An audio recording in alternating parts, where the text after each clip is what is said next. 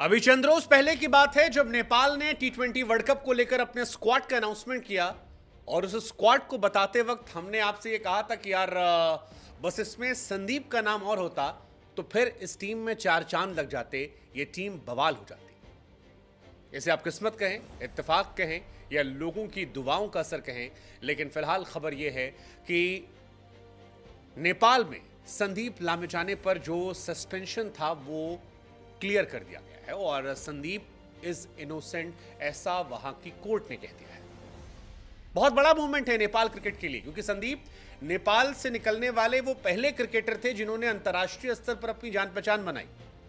और अब दुनिया कह रही है कि संदीप का 3.0 वर्जन जो होगा उसे देखने लायक होगा। बल्लेबाजों को तैयार हो जाना चाहिए, क्योंकि संदीप ने अपने जीवन में सारी चीजें देख ली, सारी चीजें 24 साल की उम्र तक देख डाली।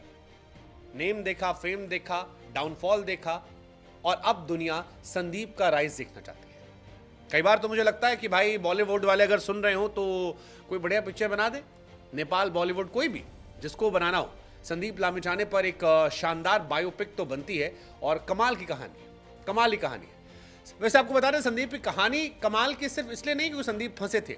संदीप अगर 2 विकेट और निकाल लेते हैं अपने अगले मैच में तो ज्वाइंट फास्टेस्ट हो जाएंगे 100 टी20 विकेट लेने को लेकर। और ये अपने आप में बताने के लिए काफी कि संदीप कितनी महत्वपूर्ण भूमिका अदा करते आए हैं नेपाल के लिए और कितना उनके अंदर टैलेंट है। संदीप फिलहाल बहुत खुश है और शुक्रिया अदा कर रहे थे उन तमाम जजेस का जिन्होंने उन्हें बेकसूर बताया है।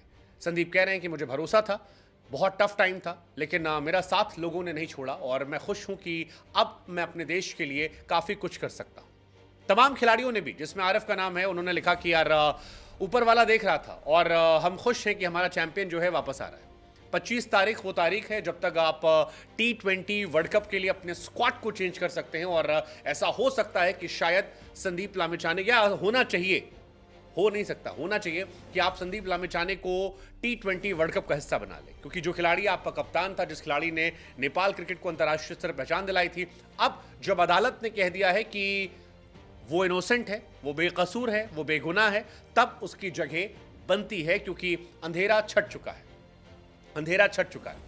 कहा जा रहा है कि क्रिकेट नेपाल जो है वो एक बोर्ड मीटिंग तय करेगा और उसके बाद हो सकता है अगले 24 से 48 घंटे में संदीप के नाम का ऐलान हो जाए। संदीप के नाम की अगर अनाउंसमेंट होती है तो ये अनाउंसमेंट की जानकारी जो है ये हम आप तक ही पहुंचाएंगे।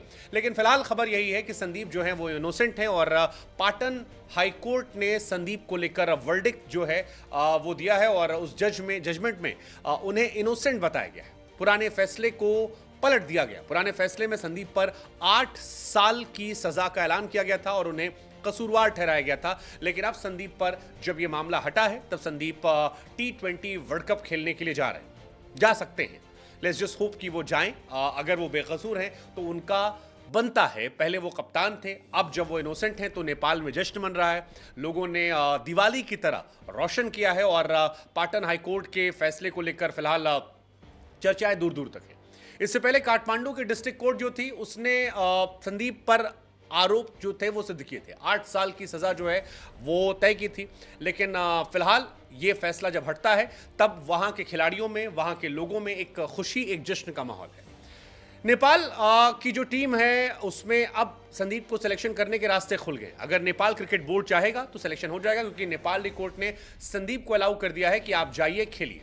हालांकि संदीप इससे पहले भी खेल रहे थे जब उन पर सजा मुकर्रर नहीं हुई थी, लेकिन तब उनके साथ इशू क्या थी कि स्कॉटलैंड की टीम या बाकी टीम जो आती थी वो उनसे कई बार हाथ नहीं मिलाती थी और उन पर आरोप लगते थे कि एक माइनर लड़की से छेड़छाड़ के मामले में वो फंसे पड़े। लेकिन अब जब ये आरोप हट गए हैं, अंधेरा छट गया है, तो आशा की उम्मीद जो है वो नेपाल क्रिकेट को भी है और दुनिया भी चाहेगी कि ठीक है, अगर वहां की कोर्ट कह रही है कि वो इनोसेंट हैं तो फिर हम सबको अब यकीन कर लेना चाहिए और उस पुराने मसले को मिट्टी डाल देना चाहिए। संदीप ने ओडीआई क्रिकेट में नेपाल के लिए 51 मैच खेले हैं, जिसमें 112 विकेट निकाले हैं। काफी शानदार इकॉनमी है ओडीआई के हिसाब से 4.38 की, जो बहुत अच्छी है। संदीप ने टी20 में 52 मैचेस खेले, 98 विकेट निकाले हैं। 2 विकेट और निकालते, जैसा कि हमने कहा, वो जॉइंट हाईएस्ट फास्टेस्ट टी20 विकेट टेकर हो जाएंगे 100 विकेट लेने के मामले में। नेपाल का स्क्वाड आपको पहले ही बता चुके हैं कि रोहित कैप्टन है, आसिफ अनिल कुमार शाह, कुशल मल्ला, दीपेंद्र ललित, करण, गुलशन, सोमपाल, प्रतीश, सुंदीप, अविनाश, सागर, कमल, और इसमें अब एक नाम जो है वो ऐड हो सकता है संदीप लामेछाने का। नेपाल क्रिकेट की बात की जाए तो नीदरलैंड के साथ उनका मुकाबला 4 जून को है, श्रीलंका के साथ उनका मुकाबला 12 जून को है, नेपाल साउथ अफ्रीका का मुकाबला 15 जून को है और बांग्लादेश के साथ 17 जून को मुकाबला है। और इन सारे मुकाबलों से पहले अब जब ये मामला सामने आया है और पाटन उच्च न्यायालय ने संदीप पर जो केस था उस पर निर्दोष ठहराया है, तो फिर उन तमाम लोगों को बधाई जो संदीप के प्रशंसक थे, जो हमसे भी गुजारिश कर रहे थे। और हमें भी खुशी है कि जिस मसले को हमने भी उठाया था संदीप के, वो मसला अब ख़त्म हो गया है और संदीप को इंसाफ की बात कही जा रही है। So all the best Nepal cricket, let's hope you rise. और बाकी सब बढ़िया, चंगा सी। जय हिंद, जय भारत, जय नेपाल।